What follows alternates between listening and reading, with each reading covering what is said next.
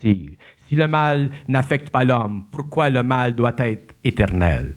Et je dis, le mal doit être éternel parce que le mal devient personnifié lorsque l'homme a une personnalité.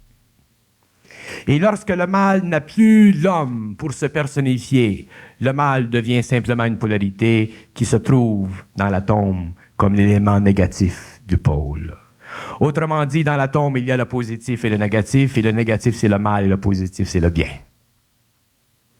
Et amener cette polarité à l'échelle de l'homme, vous avez une autre structure, vous avez une complexification du programme, de la vie, de sorte qu'il y a à ce moment-ci de l'émotion et de l'idée qui fait que le mal, plus l'homme entre dans l'évolution, plus les corps se complexifient, plus le mal devient parfait. Il devient plus parfait parce qu'il est plus capable d'interpréter la réalité, de se manifester dans la réalité. Et lorsque l'homme se retire de cette ignorance, à ce moment-là, le mal doit demeurer à l'échelle de la matière. Il doit servir l'homme. Et lorsque le mal servira l'homme, l'homme deviendra un scientifique. L'homme aura la science parfaite, parce qu'il se servira du mal comme il se servira du bien. Il ne sera pas influencé par ni l'un ni l'autre, parce qu'il ne sera plus dans l'émotion qui est le lit du mal. Il n'aura plus la mémoire, qui est la réserve du mal. Il n'aura plus rien d'humain. Il sera surhomme. Il sera parfait. Il sera dans sa propre lumière. Il fera du bien et du mal ce qu'il voudra. Mais tant que l'homme ne connaît pas les lois du bien et du mal, il est prisonnier du mal et il est esclave du bien. Et quand l'homme est esclave du bien, il doit se servir de son émotion pour le supporter. Et lorsqu'il se sert de son émotion pour supporter en tant qu'esclave du bien, cette fameuse bête, aux yeux d'or, il perd sa volonté. De sorte que le bien est aussi dangereux que le mal, parce que toute polarité contient en elle la soumission. Toute polarité crée la soumission. Toute polarité tue l'homme. L'homme doit être parfait. L'homme doit être synthétique. L'homme doit être au-delà de la polarité. L'homme doit être dans les principes universels de l'intelligence, de la volonté et de l'amour. Et ne jamais se servir des principes inférieurs que pour le bien-être de sa vie matérielle ou le bien-être de sa vie éthérique. Jamais l'homme ne doit se servir de la polarité aveuglément. C'est la source du mal. C'est la source de l'inconscience. C'est la source de la souffrance. C'est la source de la petitesse de l'homme.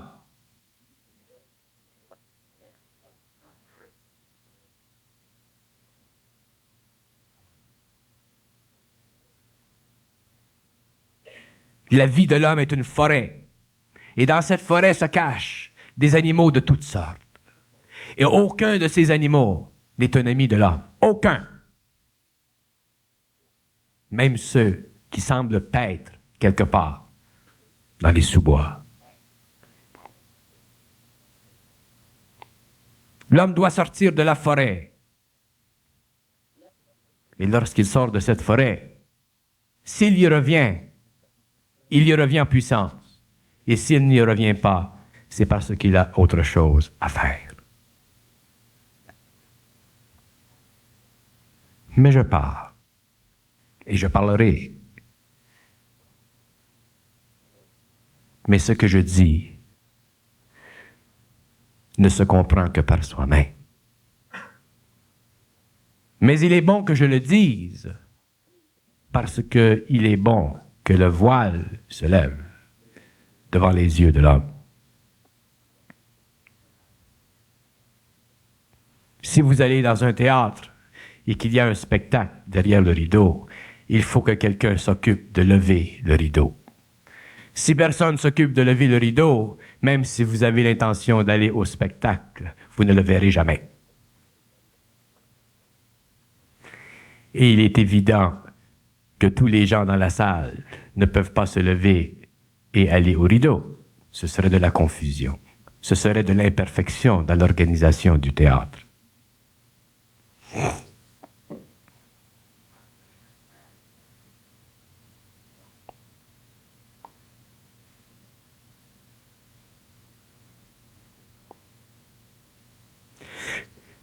Tant que l'homme sera suffisamment maître de lui-même pour écouter, pour entendre, pour sentir,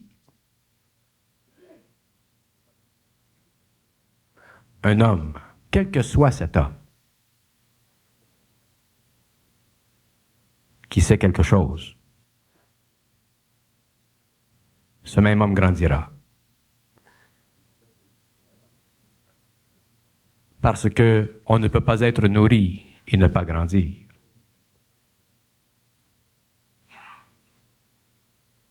Mais on ne peut pas non plus vivre éternellement de diète et se comporter en bonne santé.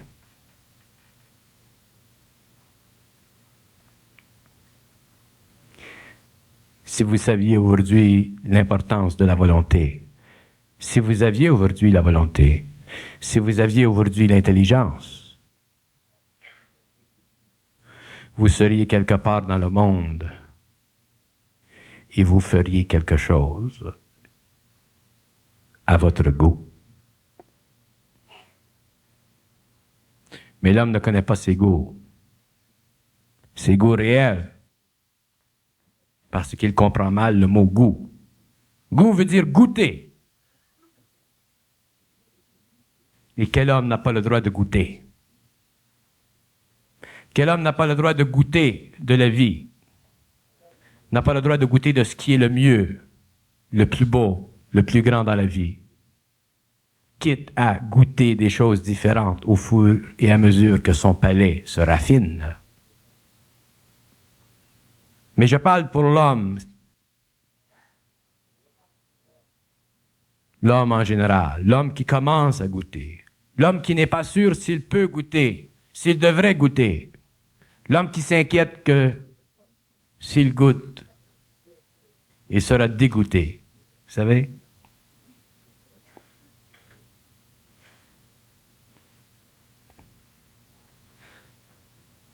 Vous ne pouvez pas aller à la table et craindre ce que vous allez manger.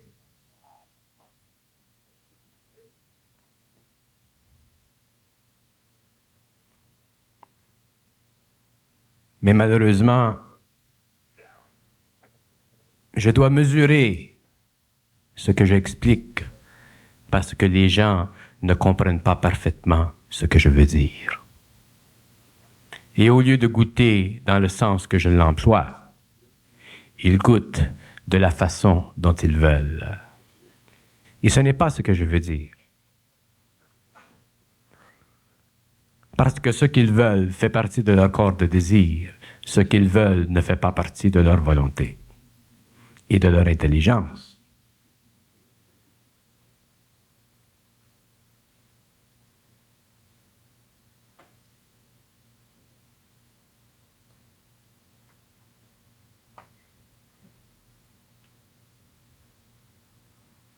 Alors je mesure ce que je dis. Mais je le dis avec mesure. L'homme doit goûter.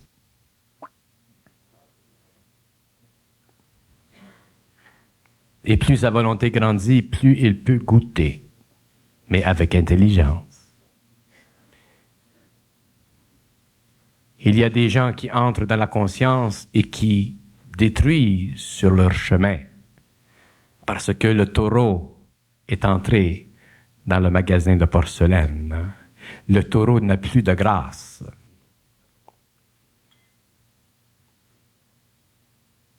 Mais imaginez-vous le taureau qui entre dans un magasin de porcelaine et qui ne détruit pas une pièce, qui puisse contourner les objets les plus délicats. Imaginez-vous la vibration de la porcelaine.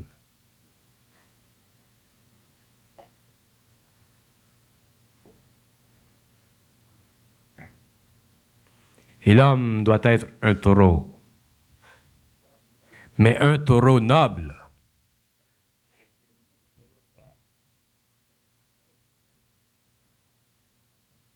Un taureau qui a en lui le cœur du lion, la générosité. Mais les hommes n'ont pas la générosité. Ils sont simplement taureaux.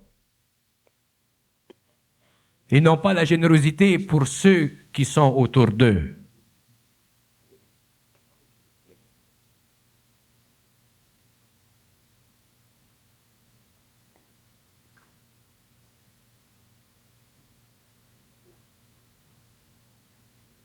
Et la beauté de la puissance, c'est sa capacité d'être anonyme. C'est cette capacité qu'elle a de se cacher à volonté pour soutenir ce qui est faible. Et non la force brutale.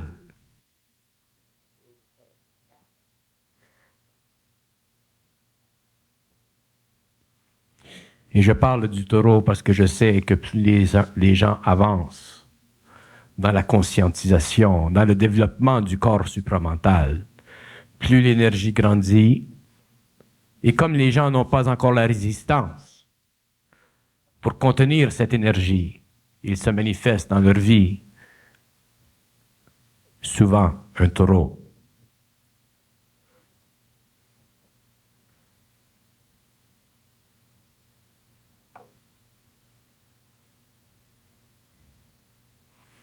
Que vous soyez taureau seul, c'est une chose. Mais que vous soyez taureau avec vos enfants, avec vos femmes, avec vos maris, avec vos amis, c'est une autre chose. Un jour, lorsque vous serez taureau et que vous serez aussi lion,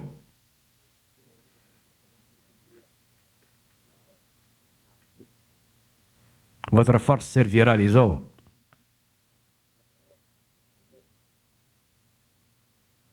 Au lieu de les desservir parce qu'ils ne comprennent pas votre comportement.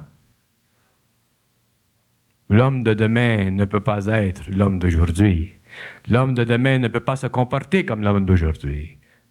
Parce que l'homme de demain doit être réel, dans ce sens qu'il doit se servir de son intelligence, dans ce sens qu'il doit apprendre, une fois pour toutes, à ne pas se laisser berner par sa mémoire.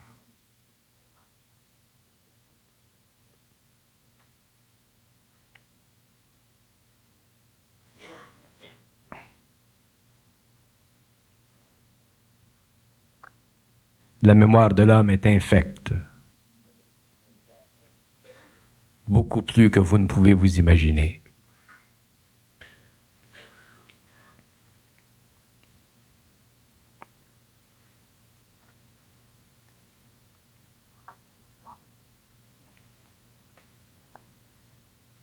Mais dans la volonté de l'homme, dans la volonté réelle de l'homme, il y a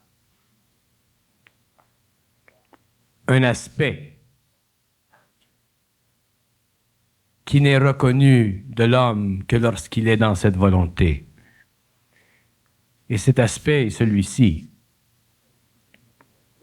Toute action réelle sous-tend une action réelle, qui sous-tend une action réelle, de sorte qu'une action réelle crée une chaîne d'événements dans la vie. Et cette chaîne d'événements est longue, elle est puissante, et l'homme doit apprendre à la suivre.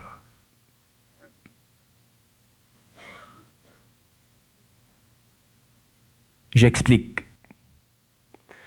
Un être conscient, un être qui sait, un être qui n'a pas de doute dans son action, va créer une action qui va l'amener à une expérience.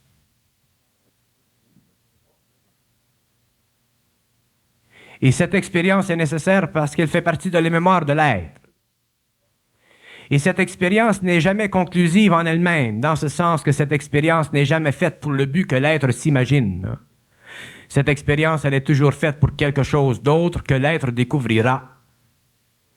Et ce quelque chose d'autre fera partie de l'expérience qu'il a de besoin pour transmuter sa personnalité, pour raffiner le taureau. pour élever l'intelligence.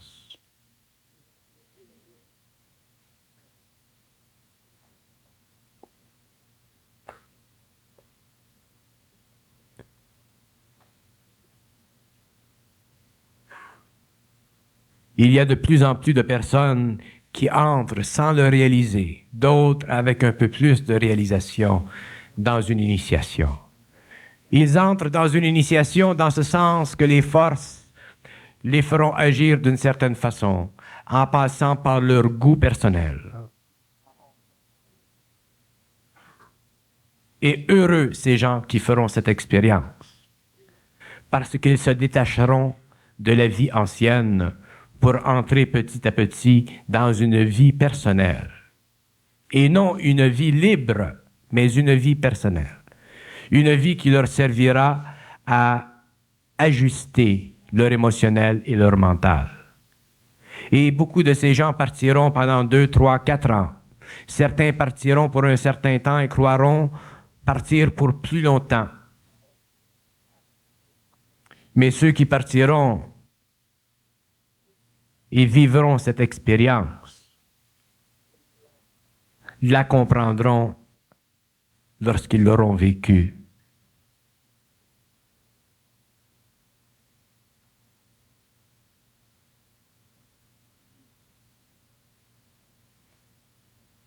L'homme doit totalement détruire sa mémoire. Et ce qui aide le plus l'homme, ce qui facilite la destruction de la mémoire de l'homme, c'est lorsqu'il sort de sa vie sociale pour entrer dans une vie personnelle avant d'arriver à la vie libre. Parce que la vie personnelle de l'homme est une vie qui est vécue seule, est une vie qui est vécue à l'intérieur d'un cercle d'expérience, est une vie qui est vécue à l'intérieur de tous les aspects de sa mémoire qui lui permettent, dans ce présent en évolution, de développer des capacités psychologiques qui pourront plus facilement lui aider plus tard à entrer dans le secret de la vraie personne.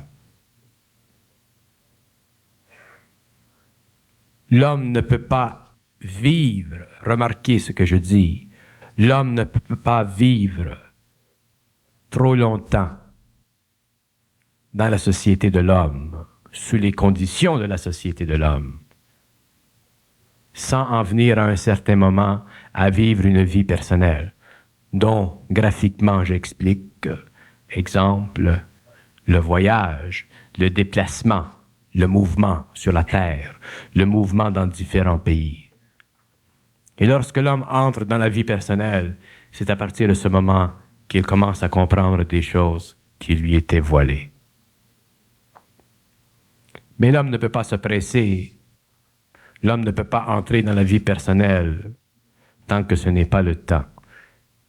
Mais pour ceux qui entrent dans cette vie personnelle, ils découvriront beaucoup de choses et ils reviendront différents et ils reviendront plus grands dans leur propre conscience. Mais lorsque l'homme entre dans la vie personnelle, la volonté commence à se montrer la tête. Parce que dans une vie personnelle, l'homme vit des obstacles. D'ailleurs, c'est le but de ces vies personnelles. Et les obstacles qu'il vit lui permettent de développer une volonté réelle et de restreindre son émotif et de permettre à son intelligence de devenir plus grande. Je fais cet à côté pour certains parmi vous qui entrent ou qui entreront dans cette vie personnelle.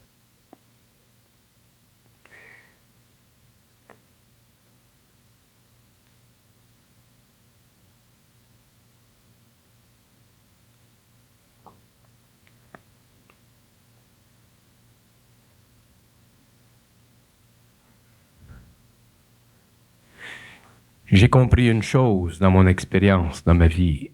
J'ai compris que on ne comprend rien tant que l'on comprend.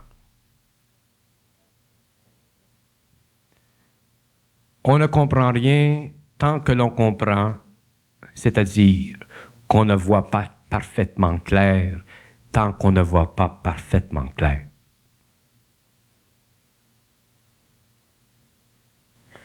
On ne peut pas voir parfaitement clair et ne pas voir parfaitement clair. On doit être dans un bain ou dans un autre. C'est pour ça que je dis que ceux qui grandissent sachent s'ils voient parfaitement clair ou s'ils ne voient pas parfaitement clair. Et s'ils ne voient pas parfaitement clair, qu'ils fassent attention lorsqu'ils prennent des décisions. Parce que si vous ne faites pas attention lorsque vous prenez une décision, vous agirez avec votre mémoire. Mais si vous faites attention lorsque vous prenez une décision, vous agirez avec votre intelligence. Et votre intelligence n'a rien à faire avec votre mémoire. Mais votre intellect a affaire avec votre mémoire. Et si vous agissez avec votre intelligence, vous créerez des situations parfaitement à la hauteur de votre vie. Parce que déjà, vous aurez la volonté équivalente. Mais si vous créez avec votre intellect, vous créez des situations sous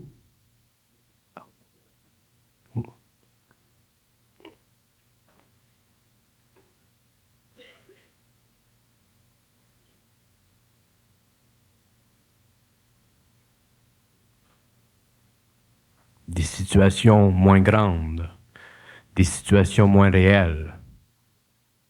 Et ces situations seront simplement des situations de souffrance qui ne seront pas nécessaires. Parce que l'homme n'a pas nécessairement à souffrir. Il doit souffrir, mais il n'a pas nécessairement à souffrir. Je dis, il doit souffrir lorsque il est sous la force de lui-même, mais il a les instruments pour en sortir. Mais lorsqu'il souffre pour rien, c'est qu'il a agi de par son intellect.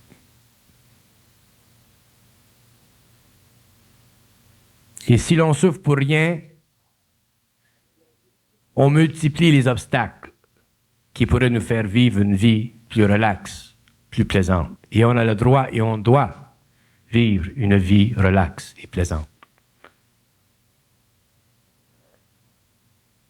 La volonté réelle n'appartient pas à l'homme, mais elle fait partie de lui.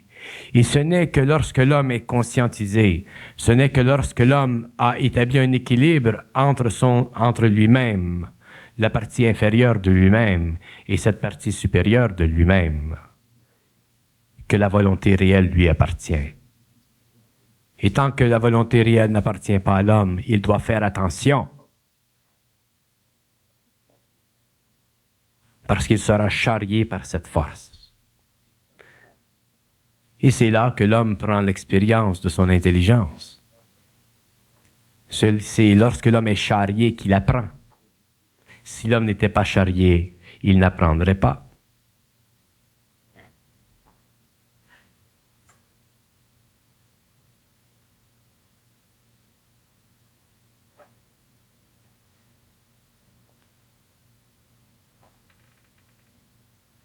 La volonté, c'est très fort. Et lorsque ça nous pénètre, ça nous lie à elle. Et c'est simplement lorsque ça nous pénètre qu'on commence à le réaliser.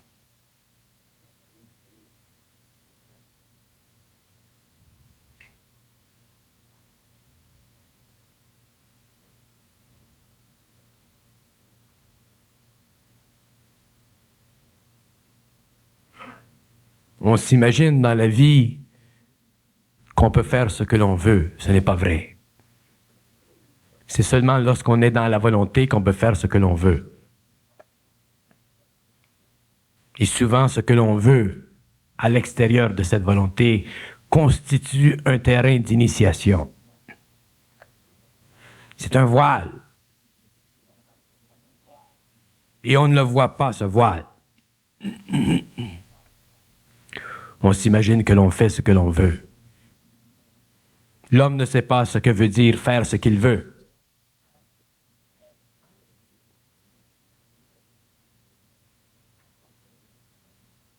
C'est pourquoi l'homme doit faire attention une fois qu'il comprend le mécanisme qui le lie à sa personnalité, qui le lie à son émotion, qui le lie à sa vie existentielle. Dans le passé, on disait, avant de parler, il faut tourner 7 fois la langue dans la bouche. C'est juste. Et aujourd'hui, on peut dire, avant de faire un mouvement, il faut regarder 7 fois ce qu'on va faire. Sans ça, on se met facilement et royalement dans la merde. Surtout aujourd'hui. Quand on est inconscient, on se met dans la merde et c'est normal. Et on se blâme et on se dit « Ah, j'ai fait une erreur ». Mais quand on se conscientise, on ne peut plus dire ça. Alors si on se met dans la merde, ça nous fâche et ça nous fait souffrir. Et si ça doit nous faire souffrir parce que ça nous donne de l'expérience, ça se fera. Mais je dis, l'homme n'a pas besoin de souffrir outre mesure. Qu'il y ait souffrance, c'est normal. Qu'il y ait transmutation, c'est normal. Que les frontières de la personnalité soient battues, c'est normal. Plus les forces grandissent, plus l'homme voit en lui se détruire le château de ses illusions. Que ça prenne 2 ans, ou 5 ans, ou 10 ans, ou 20 ans, vous serez un jour accrochés. Ceux qui doivent l'être. Et lorsque ça commence toujours sans que l'on s'y attende.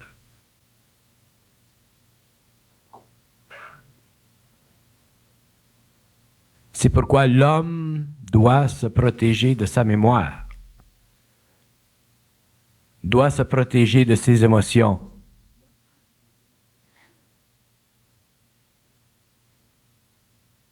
doit se protéger de ce qu'il ne comprend pas.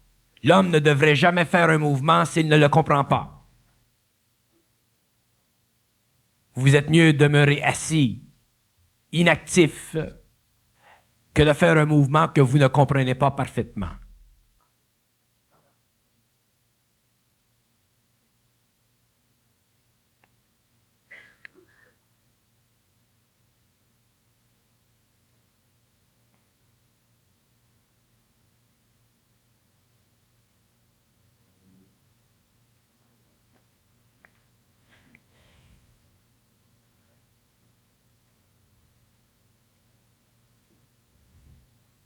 La volonté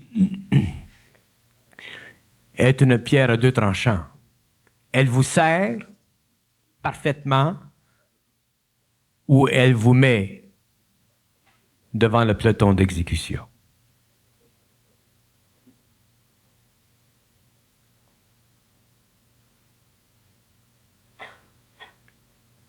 L'amour est un couteau à 2 tranchants.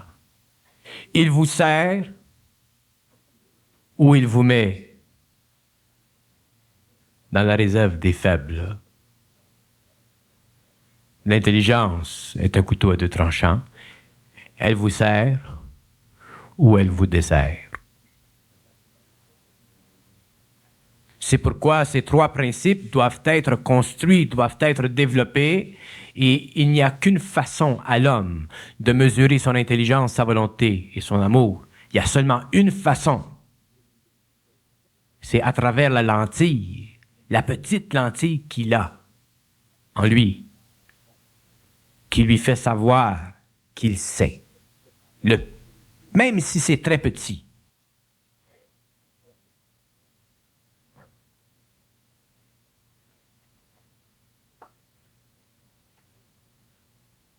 La volonté, l'amour et l'intelligence n'agissent jamais seuls. Ils agissent toujours à travers une lentille. Et cette lentille, c'est l'âme dans l'homme. Parce que la volonté, l'amour et l'intelligence sont des principes en manifestation, sont des énergies en mouvement, mais l'âme, elle, qui est le siège de l'homme. Sa lentille. C'est à travers cette lentille qu'il peut savoir si cette volonté, cette intelligence et cet amour sont réels. Et c'est ceci qui permet au taureau de se raffiner. Mais si l'homme se fait dire dans la tête, va à droite, et qu'il le fait, il fera probablement une erreur. Par contre, il fera probablement le bon mouvement. Mais il ne le saura pas. Et l'homme ne peut pas se permettre de prendre une chance avec l'intelligence en lui, tant qu'il n'est pas parfaitement sûr que cette intelligence en lui est parfaitement sous son contrôle. Et qu'est-ce que c'est le contrôle de l'homme? Le contrôle de l'homme, c'est la synthèse de l'intelligence et de la volonté. L'intelligence seule n'est pas bonne. La volonté seule n'est pas bonne. Les deux doivent toujours être de pair. Parce que l'intelligence dans l'homme fait partie de la polarité positive de l'homme. La volonté fait partie de la polarité négative de l'homme et l'amour est la synthèse des trois. Et l'amour n'appartient pas à l'expérience de l'homme sur le plan terrestre. L'homme ne peut pas se servir de l'amour sur le plan terrestre. Il peut le manifester vibratoirement, mais il ne peut pas s'en servir. Il n'y a aucun homme sur la terre qui peut se servir du principe de l'amour, parce que le principe de l'amour est un principe qui appartient aux immortels. Mais l'homme peut se servir de sa volonté et de son intelligence sur la terre. Et c'est cette polarité qui lui permet de vivre. Ce n'est pas avec l'amour que l'homme peut vivre. C'est avec l'intelligence et la volonté. C'est pourquoi l'amour est le plus grand danger de l'humanité. Le plus grand danger de l'humanité parce qu'il n'est pas compris. De sorte que l'humanité, au lieu de vivre au niveau de l'amour qu'il ne peut pas, vit au niveau de sa dégradation. Et la dégradation de l'amour, c'est l'émotivité de l'homme.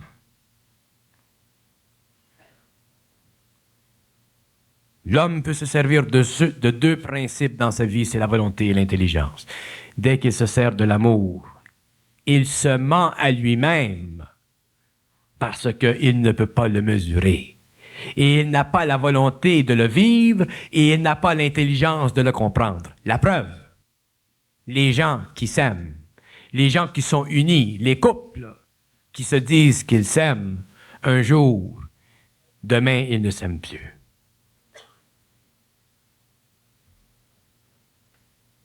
La preuve que l'amour n'est pas dans l'homme, c'est qu'un jour il s'aime et demain il ne s'aime plus. Mais un homme qui est dans l'amour ne peut jamais être séparé de celui ou de celle qu'il aime, parce qu'il n'a pas la mémoire de son amour.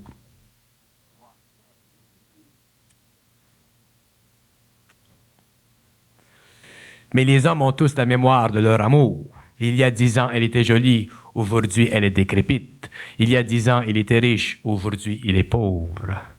C'est la mémoire de cet amour qui tue le lien et qui ne peut jamais donner naissance à l'amour réel, parce que l'amour réel ne vient pas de l'homme. Elle descend en lui comme la volonté et l'intelligence. Ça fait partie de ces principes cosmiques.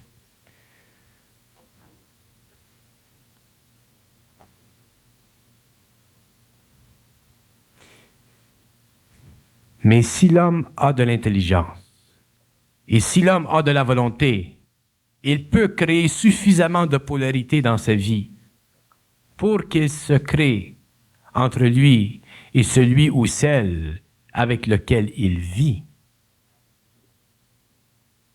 une stabilité parfaite, dans laquelle l'amour n'est plus nécessaire parce qu'il y a à la fois intelligence et volonté. Et l'intelligence produit quoi dans le couple? L'intelligence dans le couple permet au couple de réaliser les qualités de l'un de l'autre afin de permettre à l'un et l'autre de mieux vivre. Et la volonté crée quoi dans le couple? Elle permet au couple de se servir de ces qualités dans les personnalités et de les actualiser pour mieux vivre. Et un couple qui peut mieux vivre parce il y a en lui de l'intelligence et de la volonté, n'a pas besoin d'amour.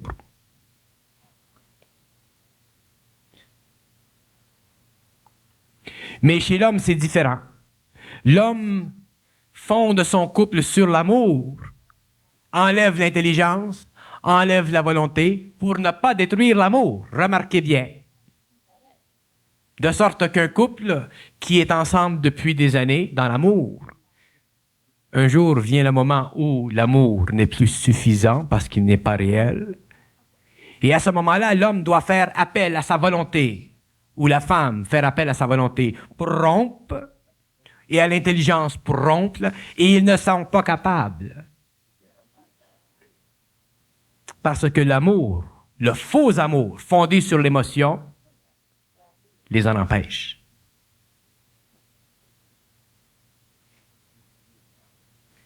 Je dis avec nuance ce que je dis. Et il faut que les gens me comprennent. Parce que si l'on me comprend mal, on me comprend dangereusement. Je ne suis pas homme à parler pour rien. Je suis homme à expliquer parfaitement. Et si l'on me comprend parfaitement, tout va bien. Si l'on me comprend mal, ce que je dis devient pour vous dangereux, parce que vous fonderez votre espoir sur mes mots. Et si vous fondez votre espoir sur mes mots, vous voudrez en vous que l'on vous infuse de l'amour, lorsqu'en réalité, vous devrez être infusé avec de l'intelligence et de la volonté que vous ne possédez pas encore. Un couple dont les liens sont fondés sur l'amour doit être maintenu en vie.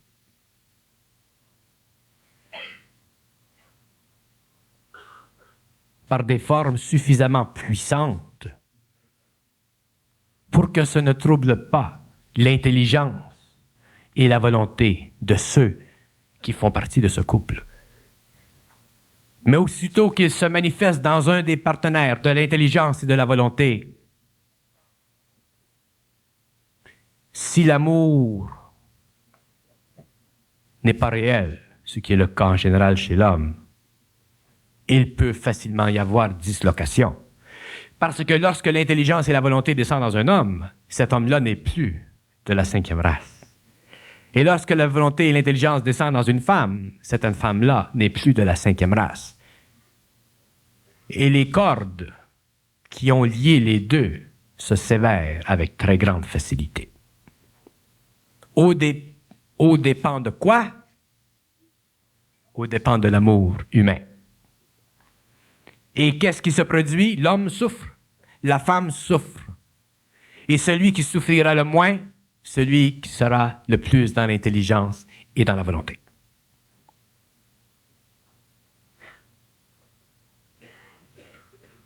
Un homme n'a pas besoin d'être en amour avec une femme pour être dans le bien-être de la vie.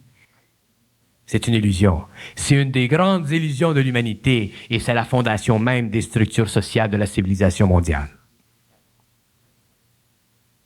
C'est une parfaite illusion. C'est une parfaite illusion qui coïncide parfaitement avec le côté astral de l'homme. C'est pourquoi les hommes qui entrent dans la phase nouvelle, qui entrent dans le jour où ils puissent comprendre plus parfaitement les nuances de leur propre esprit, s'aperçoivent de plus en plus qu'ils ne sont plus en amour avec leur femme ou leur mari avec le temps, mais qu'ils sont liés à eux, ou à elle, ou à lui, par l'intelligence et la volonté, qui leur permet de fonctionner en tant qu'unité sociale, en tant qu'unité liée, parfaitement harmonisée, pour prendre avantage des bénéfices de la vie.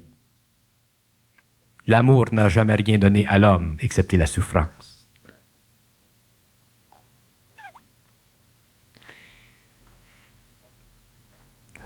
L'homme s'est leurré dans le sentiment instantané, enflammé de l'amour, lorsque ce dernier était dans la flamme rapprochée de la sentimentalité, du sentiment, du corps matériel. Mais l'amour ne dure pas. L'amour chez l'homme ne peut pas durer parce que l'amour n'est qu'un reflet de son désir d'être sécurisé. Et un homme qui est en amour avec sa femme ou vice-versa sera toujours dans l'inquiétude de la perte, surtout si l'un ou l'autre possède des qualités qui ne sont pas en général proportionnellement distribuées dans la population. Si la femme est trop belle, trop intelligente, si l'homme est trop à l'aise avec lui-même, se montrera quelque part dans le temps le spectre de la jalousie, surtout si la femme parle à un autre homme ou si l'homme courtoisement parle avec une autre femme.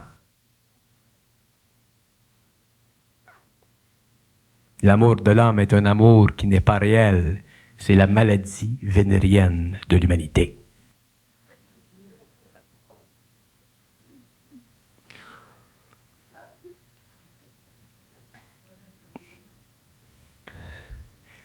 Mais ces choses ne peuvent se comprendre que par ceux qui ont des oreilles.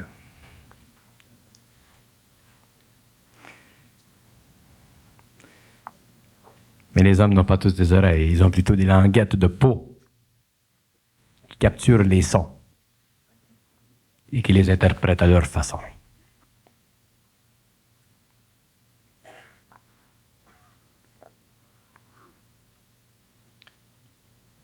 L'homme doit retourner à la volonté et à l'intelligence, doit la découvrir.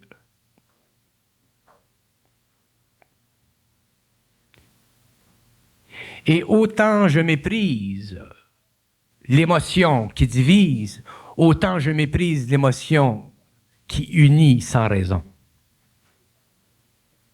Autant je méprise ceux qui, dans le couple, divisent leur couple parce qu'ils n'ont pas l'intelligence et la volonté, que je méprise ceux qui sont dans le couple et y demeurent ou le maintiennent parce qu'ils ont la crainte de perdre quelque chose, ou qu'ils n'ont pas la volonté et l'intelligence de grandir et de faire expansion dans leur vie. D'un côté ou d'un autre, c'est un mal.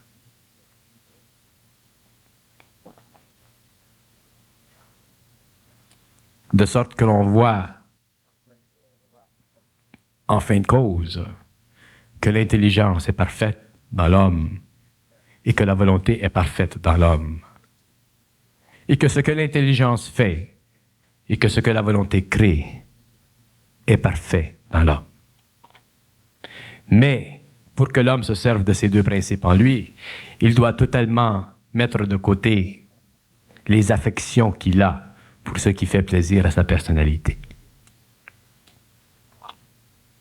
Et ce n'est pas facile.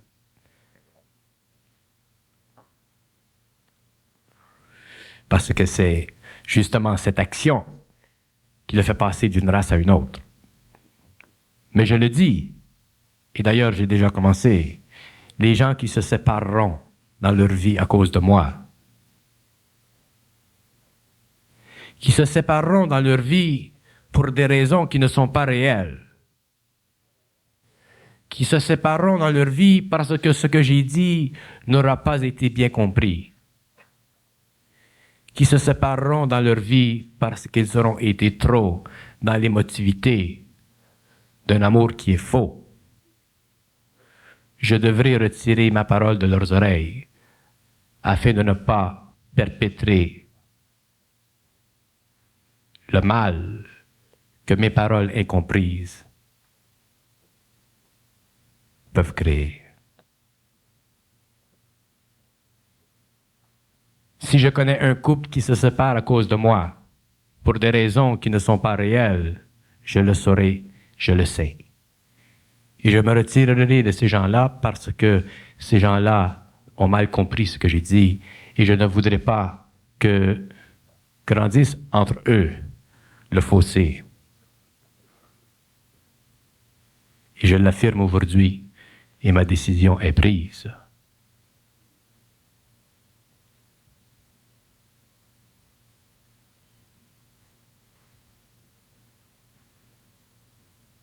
Je connais le pouvoir de ma parole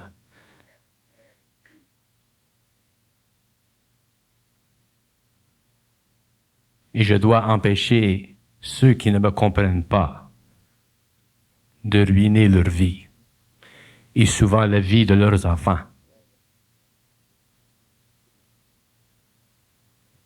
Je ne peux pas être complice de l'émotion de l'homme.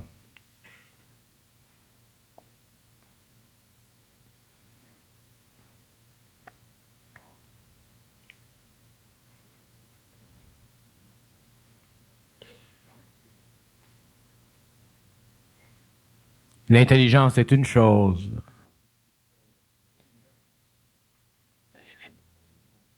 Et l'intellect une autre. La volonté est une chose. Et le désir une autre.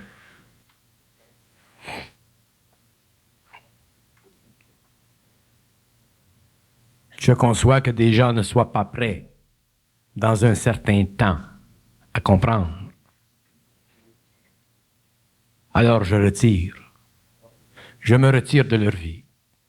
Plus tard, lorsqu'ils seront prêts, je continuerai, d'une façon ou d'une autre.